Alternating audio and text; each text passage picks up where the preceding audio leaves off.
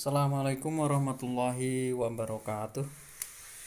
Perkenalkan, saya Bapak Hadi Setio yang saat ini mengampu mata pelajaran Bahasa Indonesia di kelas 12.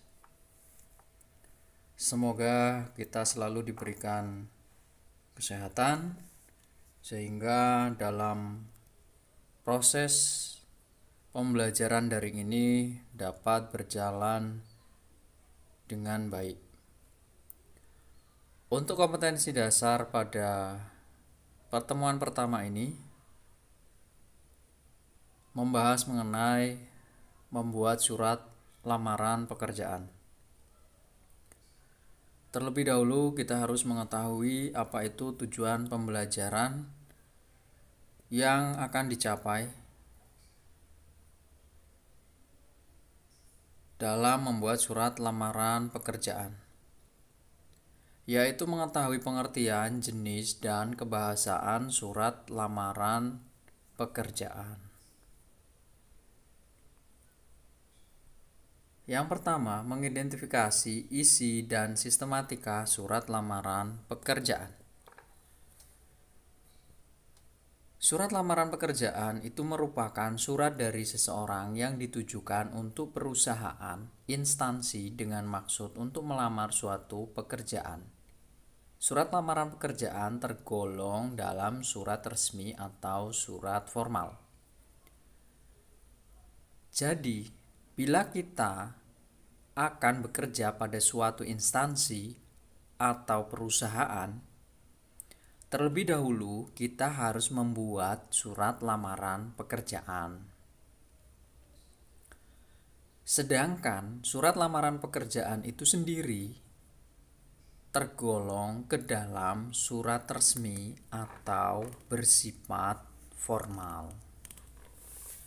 Wajib hukumnya bila kita akan bekerja, maka harus membuat surat lamaran pekerjaan terlebih dahulu. Sebelum membuat, kita harus mengetahui jenis surat lamaran pekerjaan. Yang pertama, surat lamaran pekerjaan digabungkan dengan daftar riwayat hidup atau kurikulum vitae. Cara ini, daftar riwayat hidup merupakan isi surat. Mengapa? Karena isinya berupa gabungan surat lamaran pekerjaan dengan riwayat hidup. Model ini juga dapat disebut model gabungan. Jenisnya antara surat lamaran pekerjaan, kemudian daftar riwayat hidup, itu yang pertama digabung. Artinya dalam satu file, bisa dikatakan file, itu ada daftar riwayat hidup bersamaan juga dengan surat lamaran pekerjaan. Yang kedua, surat lamaran pekerjaan yang terpisah dari daftar riwayat hidup. Model ini, daftar riwayat hidup, merupakan lampiran. Sebab itu model ini juga disebut model terpisah. Surat lamaran pekerjaan, kemudian daftar riwayat hidup itu tidak dijadikan satu, tetapi berbeda. Jadi ada dua jenis surat lamaran pekerjaan. Yang B, memformulasikan unsur kebahasaan surat lamaran pekerjaan. Ketentuan-ketentuan yang harus diperhatikan dalam surat lamaran pekerjaan terkait dengan bahasa yang digunakan adalah sebagai berikut. Bila kita akan menulis sebuah surat lamaran pekerjaan, kita perhatikan juga adalah tentang kebahasaan. Bila surat lamaran pekerjaan itu adalah surat formal, maka bisa dipastikan bahasa yang digunakan itu adalah bahasa yang baik dan benar, menempati urutan yang pertama. Poin yang kedua, bahasa surat lamaran pekerjaan berisi kata pengantar yang jelas, singkat, padat, informatif, dan tepat sasaran. tidak ada surat yang berlembar-lembar. Artinya bahasanya itu harus singkat, kemudian padat, menginformasikan, dan kepada siapa atau apa yang kita lamar. Bahasa surat lamaran pekerjaan tampak dari tulisan yang bersih, mudah dibaca sesuai dengan kaidah ejaan. Bila ditulis tangan, maka harus bersih, harus mudah terbaca, dan sesuai dengan kaidah ejaan. Bisa juga diketik, artinya tinggal kita perhatikan di lamaran pekerjaan, apakah kita akan mengetiknya, ataukah perusahaan tersebut meminta dengan cara mengetiknya atau ditulis tangan. Nanti akan diterangkan di surat lamaran pekerjaan pada iklan tersebut. Yang kelima, bahasa. Surat lamaran pekerjaan menggunakan kata-kata yang sopan.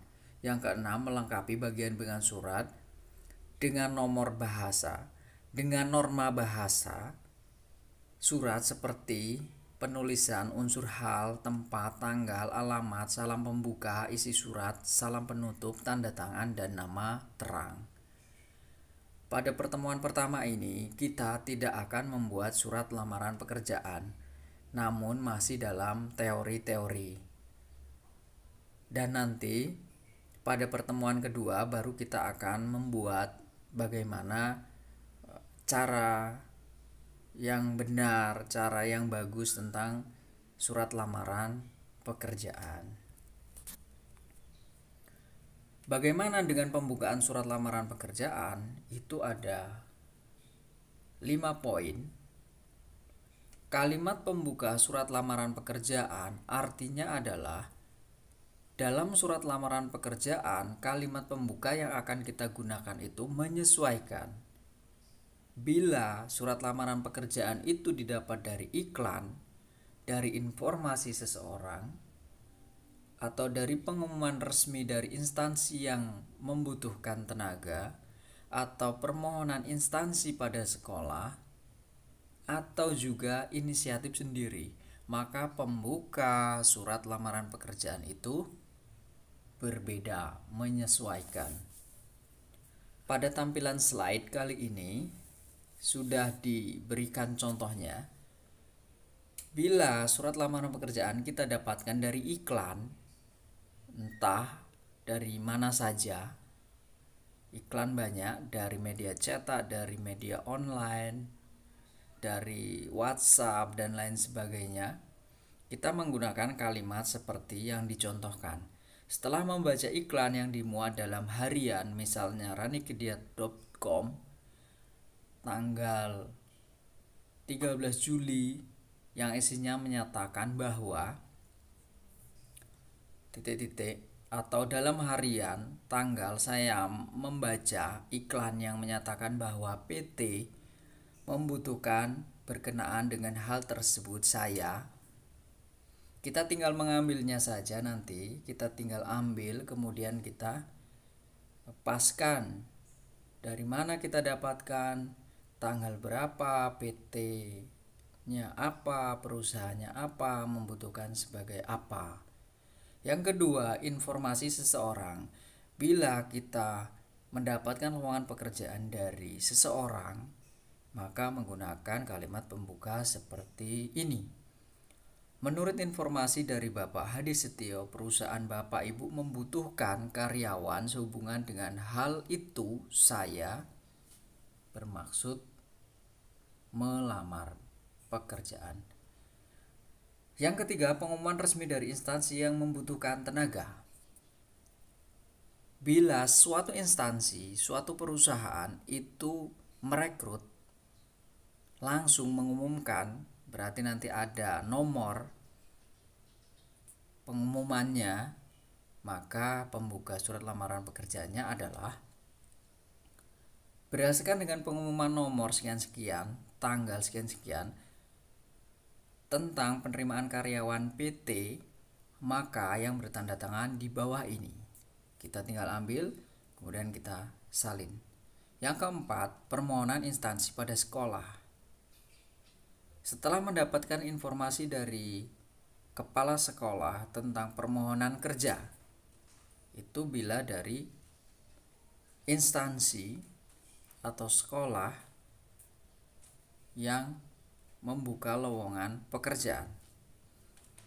Yang kelima, ini adalah inisiatif kita sendiri.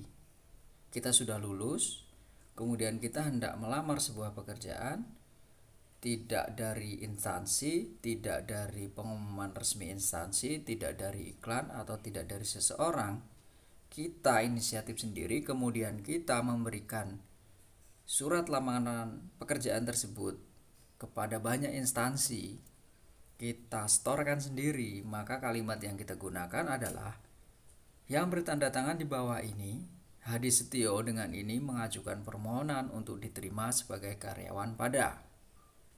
Bila sekolah berarti pada guru menjadi guru bahasa Indonesia. Misalnya seperti itu. Ini saja yang bisa Bapak sampaikan. Silahkan nanti baca ulang pada materi di PDF atau diulang lagi channel YouTube tentang materi pembuatan surat lamaran kerja. Kemudian nanti ada kuis atau pengerjaan soal. Silahkan dipahami. Soal tersebut tidak susah. Bapak ambilkan dari materi yang ada di slide dan di materi PDF. Kurang lebihnya mohon maaf. Bapak akhiri. Wassalamualaikum warahmatullahi wabarakatuh.